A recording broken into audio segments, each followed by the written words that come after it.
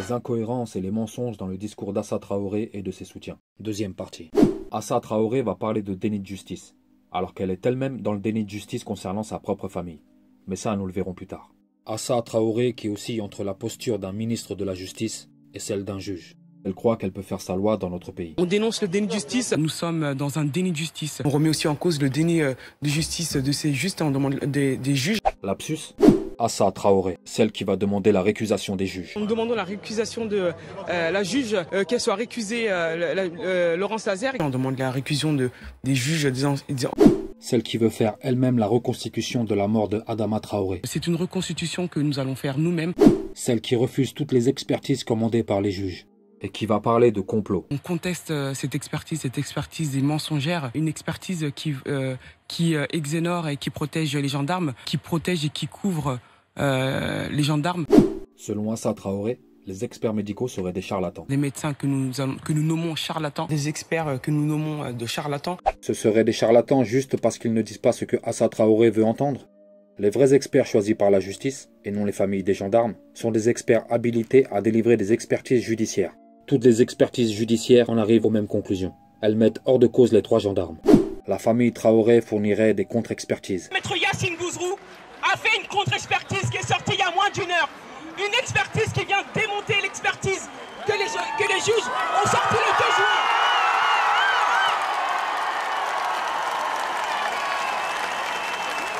Cette dernière expertise va dire que les gendarmes sont clairement mis en cause. Des grands experts. Ces fausses expertises ne sont que les avis médicaux de 4 médecins qui ne sont pas des experts judiciaires. Des médecins qui n'ont pas eu accès au dossier ni au corps d'Adama, enterré au Mali depuis 4 ans. Des médecins qui n'ont pas accès à la totalité de la procédure ni au secret de l'instruction. Il faudrait enquêter pour en savoir plus sur ces médecins et leurs fausses contre-expertises. Dans leur soutien à la famille Traoré, les médias eux aussi ont parlé de contre-expertise. Ils n'ont pas hésité à mentir en reprenant les mots de la famille Traoré et du comité Vérité pour Adama. La famille Traoré et leurs avocats ont fait faire une nouvelle contre-expertise. On assiste à une bataille d'expertise. C'est une vraie bataille d'expertise. Expertise indépendante. Les expertises qui ont été demandées par la famille. Nouvelle expertise médicale demandée par la famille d'Adama Traoré.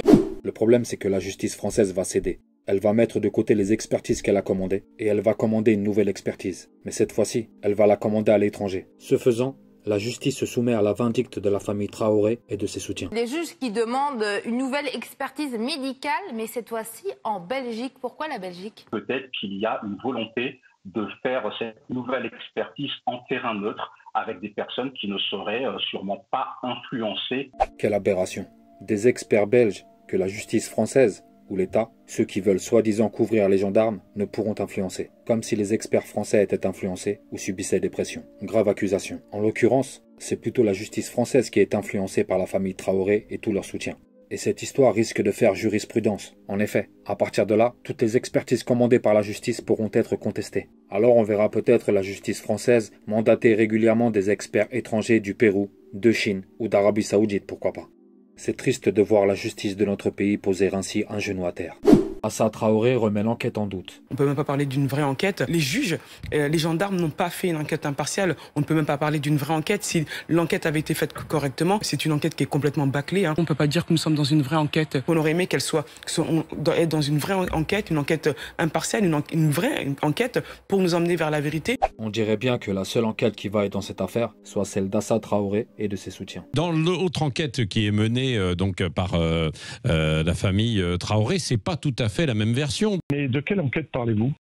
La stratégie de Assa Traoré, c'est de décrédibiliser tous ceux qui ne sont pas d'accord avec elle. Les témoins, les enquêteurs, les gendarmes, les journalistes, les juges, les experts médicaux.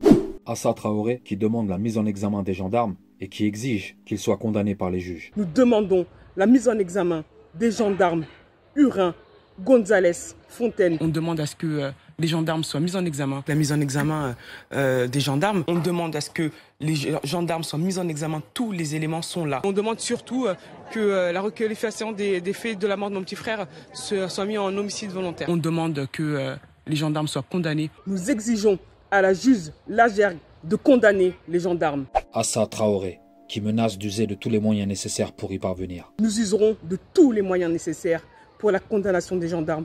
Assa Traoré, celles qui exigent un procès public et qui affirment sans douter que ce procès va bel et bien se dérouler. Nous, on exige un procès public. Nous avons tous les éléments pour aller vers un procès public. Nous avons tous les éléments pour aller à un procès. On devrait avoir un procès public assez rapidement et nous avons tous les éléments pour aller vers un procès public. Vous avez dit hier, là on est devant le tribunal et la prochaine fois on rentrera. Ça veut dire quoi? La prochaine fois, il faut qu'on aille au procès. Ah, au procès, voilà. Vous n'envahirez pas le tribunal, c'est ce que je veux dire. La prochaine fois, on ira au procès. Pas si vite. Le procès peut avoir lieu en janvier, mais ce n'est pas une obligation. C'est en instruction, hein. Les juges peuvent décider d'un non-lieu aussi. Voilà, ça c'est une hypothèse de justice. Hein. C'est pas ce qu'on veut. Mais s'il n'y a pas procès, que ferez-vous?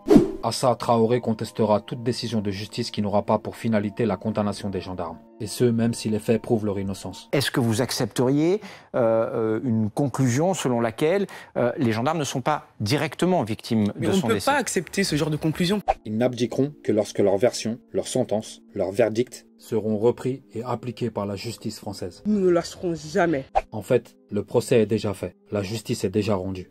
Inutile de discuter ou de chercher à prouver le contraire. On a l'impression, quand on vous écoute, que vous avez déjà décidé de ce qu'il s'est passé ce jour-là, que vous avez toutes les réponses. Assa Traoré l'a dit, la vérité, ils la connaissent déjà. C'est leur version des faits. La justice française a peur de la vérité. Aujourd'hui, la vérité, elle est là. La justice française a peur de la vérité. Aujourd'hui, la vérité, elle est là. Les gendarmes l'ont tué. La vérité, on la connaît tous. Ce sont les gendarmes qui l'ont tué. La vérité, elle est là. Nous irons bien évidemment vers cette vérité-là. Dans leur esprit, ils détiennent la vérité. Et cette vérité doit s'imposer au monde entier. Par la violence, si c'est nécessaire. Comme l'a dit Assa Traoré. Et un juge averti en vaut deux. J'ai des preuves et des éléments que la juge a subi des pressions. Si la justice subit une forte pression, c'est bien celle d'Assa Traoré et de ses soutiens. Il a fallu qu'on descende dans la rue, il a fallu qu'il y ait la pression du peuple, la pression populaire. La pression populaire, et quand on est allé dans la rue, aujourd'hui la pression populaire, le peuple, la pression du peuple a marché. Donc oui, on peut se satisfaire de ça. Une pression qu'elle exerce aussi grâce à l'appui de ses soutiens politiques. Il n'y a pas que le collectif Justice pour Adama aujourd'hui, plusieurs associations sont présentes.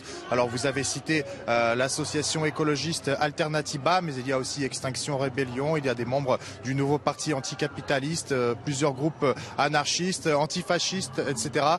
Donc voilà cette marche qui vient de commencer avec Assa Traoré en tête de cortège. Aujourd'hui, c'est la France entière qui demande un procès public dans l'affaire d'Adama Traoré. La France entière? Je crois que beaucoup de Français ont d'autres soucis en tête. Et j'ai une pensée pour toutes les victimes de l'ensauvagement de notre pays, notamment pour celles et ceux qui ont perdu la vie suite à une agression barbare. Je suis de ceux qui refusent qu'Assa Traoré et ses soutiens, ou qui que ce soit d'autre, nous imposent leur vérité. Car seul compte la vérité. Et je pose une question à tous nos compatriotes. Sont-ce la soif de vengeance et la loi du plus fort qui règne en France?